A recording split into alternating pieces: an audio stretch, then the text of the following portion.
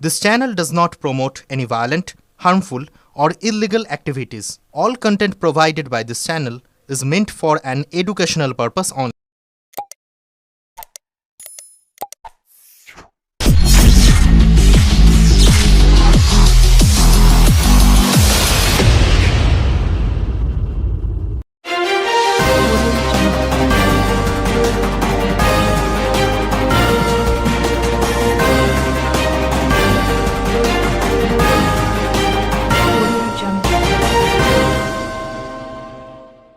দিলীপ ঘোষের সভার পরে বিজেপির গোষ্ঠী সংঘর্ষে উত্তপ্ত হয়ে উঠল উত্তরপাড়া মাখলা মণ্ডল। অভিযোগ, দিলীপ ঘোষের সভা থেকে বেরিয়ে এসে মাখলা মণ্ডল অফিসের ভেতর মণ্ডল সভাপতি গৌতম মাঝির ওপর চড়াও হয়। বিজেপির হুগলি শ্রীরামপুর সাংগঠনিক জেলা সভাপতি সুমন ঘোষের অনুগামী বলে পরিচিত বুদ্ধদেব রায়চৌধুরী, অশোক রুদ্র, পার্থ দাস, শুভাশিস ঘোষ, জয় রং, বিনোদ পাসওয়ান, বিনোদ সাউ, প্রতাপ কুন্ডু সহ আরো বেশ কয়েকজন রিভলভারের বাট, ইট, বাঁশ দিয়ে মারধর করা হয় মণ্ডল প্রেসিডেন্ট গৌতম মাঝি সহ অরূপ দে, তাপস দে, রাজীব দেবনাথকে। মারধরে আহত বিজেপি নেতা কর্মীরা উত্তরপাড়া স্টেট জেনারেল হাসপাতালে প্রাথমিক চিকিৎসা করিয়ে উত্তরপাড়া থানায় অভিযোগ দায়ের করেন।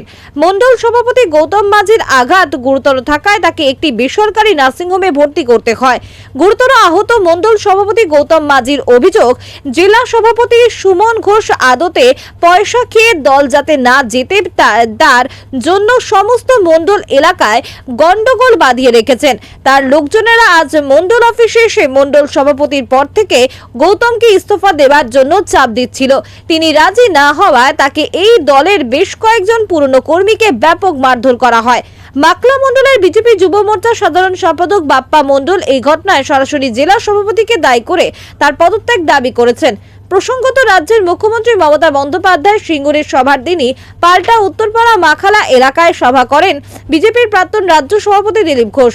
যদিও সেই সভায় মণ্ডল কমিটির লোকজনরা অনুপস্থিত ছিলেন। তারপরে ঘটে এই সংঘর্ষের ঘটনা।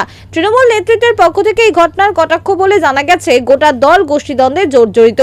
এরা নাকি তৃণমূলের বিরুদ্ধে বিধানসভা নির্বাচনে লড়াই করবে। বাংলার মানুষ সব দেখছে। শুভেন্দু, সুকান্ত, দিলীপ বিভিন্ন গোষ্ঠীতে বিভক্ত বিজেপি ঐক্যবদ্ধ তৃণমূল এবং রাজ্য সরকারের উন্নয়নের কাছে আগামী নির্বাচনে খড়কুটোর মতো ভেসে যাবে। এই গোষ্ঠী সংঘর্ষের ঘটনা তারই লক্ষণ। যদিও এই ঘটনায় এখনো পর্যন্ত বিজেপি শ্রীরামপুর সাংগঠনিক জেলা সভাপতি সুমন ঘোষের কোনো বক্তব্য পাওয়া যায়নি। ব্যুরো রিপোর্ট, আমার কলকাতা নিউজ। ই-রিকশা রেজিস্ট্রেশন করে নিরাপদ পরিষেবা প্রদান করুন। রাজ্য পরিবহন দপ্তরের তরফে ই-রিকশা এবং টোটো রেজিস্ট্রেশন বাধ্যতামূলক করা হয়েছে। সেই মর্মে রাজ্য জুড়ে শুরু হয়েছে রেজিস্ট্রেশন প্রক্রিয়া। রাজ্য পরিবহন দপ্তরের তরফে রেজিস্ট্রেশনের জন্য নির্ধারিত সময়সীমা বাড়িয়ে আগামী 31শে জানুয়ারি 2026 করা হয়েছে। টোটো ও ই-রিকশা চালকদের কাছে আবেদন, সরকারি নির্দেশ মেনে চলুন, রেজিস্ট্রেশন প্রক্রিয়ায় অংশ নিন। বিভ্রান্ত হবেন না, নির্দিষ্ট পোর্টালে রেজিস্ট্রেশনের আবেদন করুন। যে সকল রিকশার চেসিস নম্বর নেই এবং যেগুলি কোনো সরকার স্বীকৃত প্রস্তুতকারক সংস্থা থেকে কেনা নয়, সেগুলি টোটো। সেই গাড়িগুলি রেজিস্ট্রেশনের জন্য TTEN পোর্টালে আবেদন করুন। যে সকল গাড়ি সরকার স্বীকৃত প্রস্তুতকারক সংস্থা থেকে কেনা এবং চেসিস নম্বর আছে, সেই গাড়ির রেজিস্ট্রেশন হবে VAHAN বাহন পোর্টালে। অনেকেই ভুল পোর্টালে আবেদন করে ফেলায় বিভ্রান্তি সৃষ্টি হচ্ছে। সহায়তার জন্য নির্দিষ্ট ডিলারের সঙ্গে যোগাযোগ করুন। ডিলারদের কাছে আবেদন, কোনো অবস্থাতেই রেজিস্ট্রেশন ছাড়া গাড়ি বিক্রয় করবেন না। পাশাপাশি যাত্রীদের কাছে বিশেষ অনুরোধ, রেজিস্ট্রেশন না থাকলে ই-রিকশায় চড়বেন না। সহায়তায় Bengal electric vehicle association. Phone number 9433160433, 8777786055 এবং 9619163942। না ঘটেছিল দাদা, আজকে সন্ধ্যেবেলা মণ্ডল আমাদের বিজেপি মণ্ডল অফিসে আমাদের প্রেসিডেন্ট গৌতম মাঝি ও রাজীব দেবনাথ দুজনে বসেছিল। হঠাৎ মণ্ডলে 10-12 জন এসে সোজা ঢুকেই বলে, সুমন ঘোষের নেতৃত্বে আমরা এসছি, এই মণ্ডল আমরা চালাবো। হ্যাঁ, আগামী দিনে আমরা চালাবো। সুমন ঘোষ মানে জেলা প্রেসিডেন্ট সুমন ঘোষের নেতৃত্বে আমরা এসেছি, আমরা এই মণ্ডল চালাবো, তো তোমাকে এক্ষুনি রেজিগনেশন দিতে হবে, হ্যাঁ বলে অনেকক্ষণ ধরে প্রেসার কিট করতে থাকে। তারপর কথা কাটাকাটি শুরু হওয়ার পরে বুদ্ধদেব রায়চৌধুরী নামে ছেলেটি মেশিন বার করে, হ্যাঁ মেশিন বার করে বন্দুক বার করে গৌতম মাঝিকে ধরে। গৌতম মাঝিকে বলে তুমি গৌতম মাঝি মানে আপনাদের মণ্ডল প্রেসিডেন্ট, আমাদের মণ্ডল প্রেসিডেন্টকে ধরে। মণ্ডল প্রেসিডেন্ট বলে না, আমি কোনোভাবে সই করব না।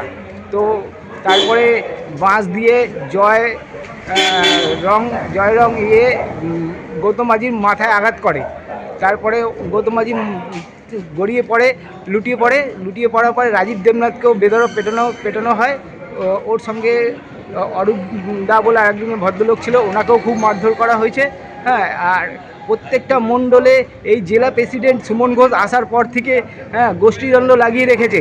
হ্যাঁ, আজকে যে ঘটনা ঘটেছে, হ্যাঁ গৌতম মাঝি হয়তো মার্ডার হয়ে যেত, আমরা ঠিক সময় না এসে পৌঁছালে। দিলীপ ঘোষ তো আপনাদের মণ্ডলেই আজ মিটিং করতে এসেছিলেন। মিটিং করতে এসছে, কিন্তু আমরা মণ্ডলের স্তর থেকে কোনো রকমভাবে খবর আমরা পাইনি। আমাদেরকে কোনো রকম আপনাদের বাদ দিয়ে মিটিং হয়েছে? একদম আমাদের কোনো রকমভাবে সেই মিটিংয়ের পরেই হামলা? একদম সেই মিটিংয়ের পরেই হামলা হয়েছে, সন্ধ্যে 7টা নাগাদ। আপনারা অভিযোগ করছেন যে জেলা প্রেসিডেন্টের মদতেই হামলা হয়েছে? একদম সুমন ঘোষের নেতৃত্বে, ওরা মণ্ডলে ঢুকেই বলছে সুমন ঘোষের নেতৃত্বে আমরা এসেছি, আমরা সুমন ঘোষের লোক, এই মণ্ডল আমরা চালাবো। তা আমরা কি বুঝবো? আমরা এটাই জানবো যে সুমন ঘোষের নেতৃত্বে এসেছে মানে সুমন ঘোষই পাঠিয়েছে। হ্যাঁ, এখন যাদের মারধর করা হয়েছে তারা কেমন আছেন? গৌতম মাঝির, আমাদের মণ্ডল প্রেসিডেন্টের অবস্থা খুবই আশঙ্কাজনক। হ্যাঁ, তো আর রাজীব দেবনাথের অবস্থা একটু ভালো আছে, স্থিতিশীল আছে। আর অরূপদার বলে ওনারও একটু অবস্থা ভালো আছে। কিন্তু এই জেলা প্রেসিডেন্ট যেসব কাজ করে বেড়াচ্ছে, আজকে 3-4টে মণ্ডলকে এইভাবে উত্তরপাড়া মণ্ডলগুলোকে নষ্ট করছে, গোষ্ঠীদ্বন্দ্ব লাগিয়ে রেখেছে। অবিলম্বে আমরা এই রাজ্য সভাপতির